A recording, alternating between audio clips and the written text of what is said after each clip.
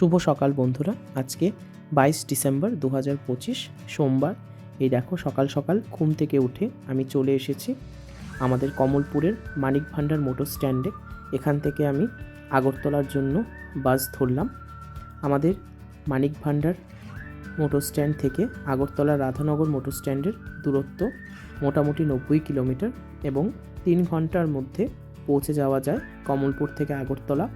বন্ধুরা, এই দেখো আমি চলেছি আমাদের 208 নম্বর জাতীয় সড়ক ধরে, যেটি ত্রিপুরার ধর্মনগর থেকে আগরতলা পর্যন্ত বিস্তৃত এবং সুন্দর 18 মোড়া পাহাড়ের সৌন্দর্য উপভোগ করতে করতে আমি পৌঁছে যাচ্ছি আগরতলায়।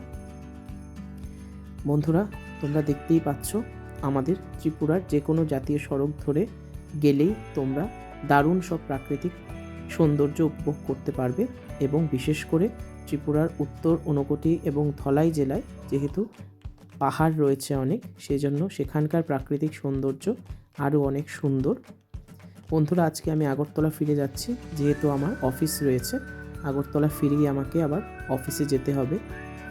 কিন্তু বন্ধুরা, আমার পৈতৃক বাড়িতে যখনই আমি আসি দারুণ সব স্মৃতি নিয়ে আমি ফিরে যাই। অনেক ধন্যবাদ বন্ধুরা আমার ভিডিওটি দেখার জন্য।